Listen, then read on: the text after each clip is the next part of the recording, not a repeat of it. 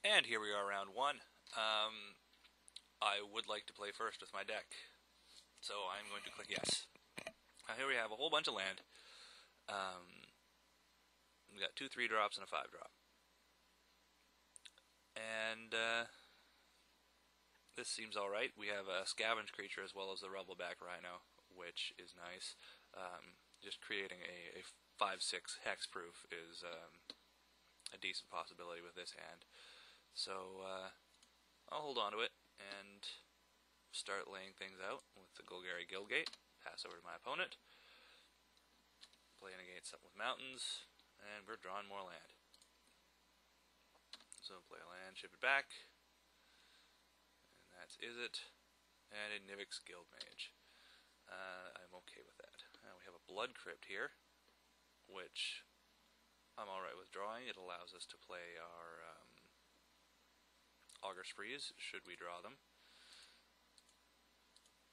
So we're going to lay out our Dead Reveler, unleash him. I don't feel the need to block his 2/2 is any more significant than getting a 3/4 myself. 3/4 is pretty big right now, so we'll take that. He has left his mana up, so we'll beat in and see what he does.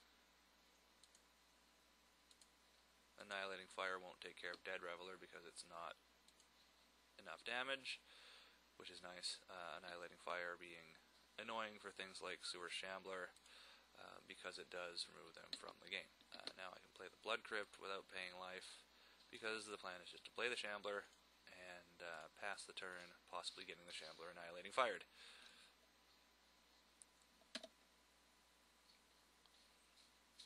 But I'm okay with him using up the Annihilating Fire on the Shambler.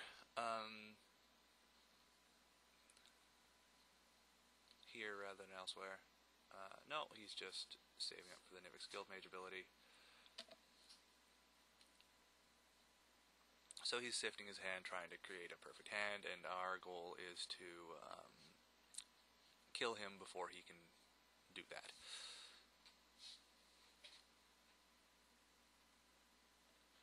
And we will see how that goes.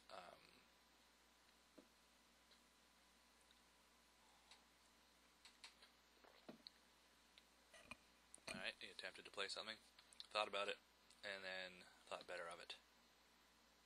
So we're definitely going to be playing our Rhino here. It looks like he wants to possibly block and trade with the Sewer Shambler. I'm not sure. Let's beat in and find out. And that is a trade that I would be happy to make.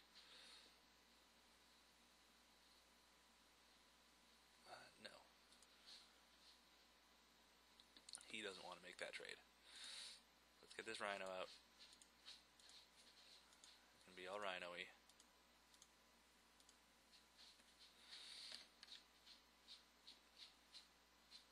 Oh, very good, very good. That's Essence Backlash. Dealt me 5 damage.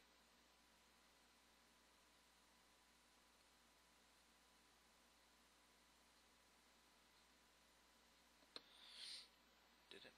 How am I at 15? Didn't he do 2 to me? That spell's power. Not its casting cost. It's the spell's power. That's how I took 5.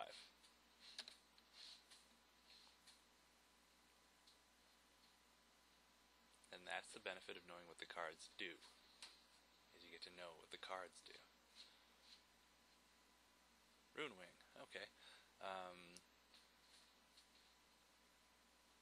So, somewhat the question here is, do we want to trade our Sewer Shambler for his Runewing, which replaces itself card-wise and puts my Sewer Shambler in the graveyard. I can't see not attacking here with everything because he is at 12 and we're probably going to play out our Grim Roustabout and treasure find back our Rhino to play next turn. Sewer Shambler will then be embiggening the Rubbleback Rhino, most likely. And we can put it on the Dread Reveler or even the Roustabout if we are so inclined. So we'll just attack with both of our mans and see what tricks he's up to. He's just going to take it. He thinks that he can beat us down. So we'll play the Roustabout with no leash. We'll treasure find the Rhino back to our hand.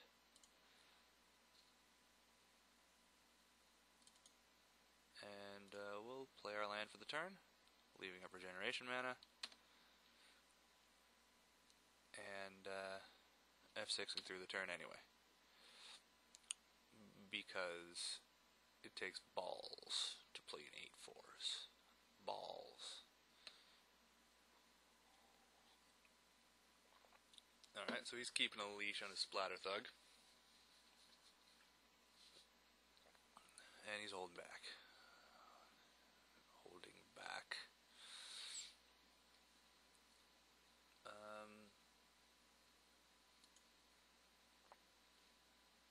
I am just going to beat with everything. Because it's easier than thinking about it. No, it's fine. He's going to double block there. Oh, I'm perfectly alright with this. Nivix Guild Mage is what we're going to want to kill here. That is the order to play things in. Regenerate the Roustabout.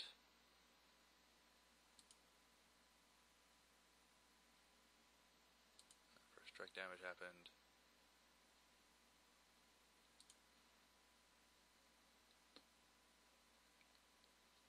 And we play our land for the turn.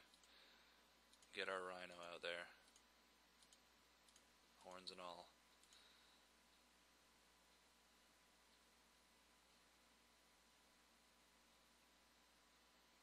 And it gets cancelled. Not bad. Now we are out of gas, as they say. Huh.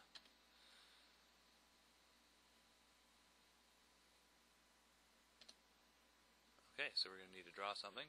Stab Wound is something. I suppose we just want to take the Splatter Thug out of the way and plow through for 2 more.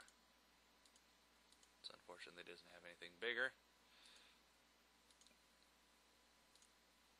for us to let Stab Wound sit on to make sure that we can do those last 3 damage to him. But we'll take what we can get here. He's holding back his bird.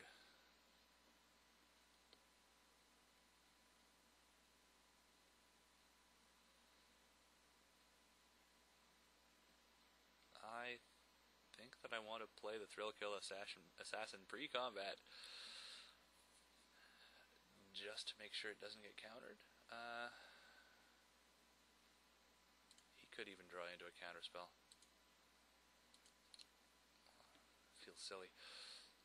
But he knows our plan now. Our plan is to attack. He's figuring us out.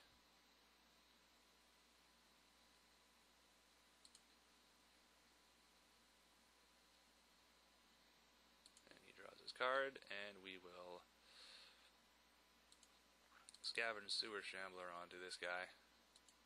It makes for a larger guy, harder to kill, and it makes something that kills him in one go. And he's just going to Annihilating Fire our guy in response, which was going to happen anyway.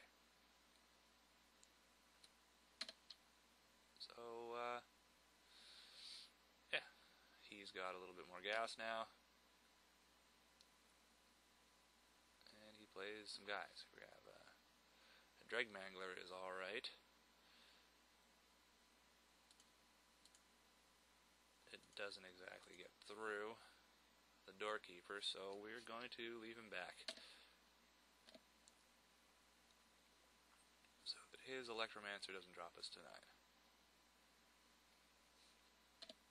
Those may be some important damage, those two. His doorkeeper, we are perfectly alright with him milling us. We have 24 cards left in our library. It mills for 1 currently, and we have scavenge stuff.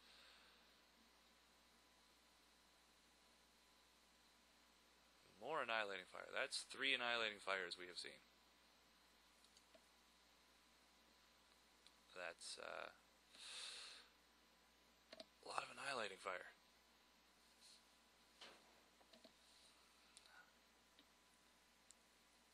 So, what do we got here? Oh, that's nice. That is a very large guy. And we're at 2.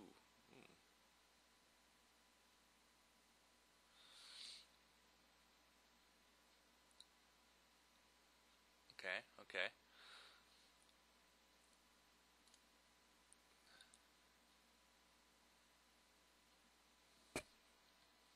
Now this is interesting. Now us being at 2, the only way to survive is to play the Guild Mage and sacrifice it to make 2 Sapperling tokens to chump. Which doesn't sound good enough to me.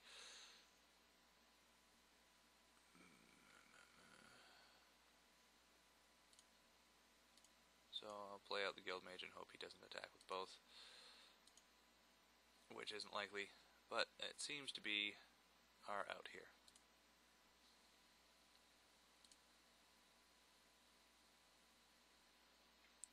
I can't think of anything we can draw to do him that last 3.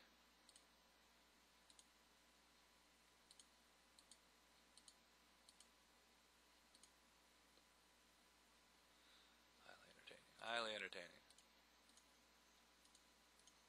Using my clever tricks to buy me a turn and reveal to him I have Corrosed a Guild Mage.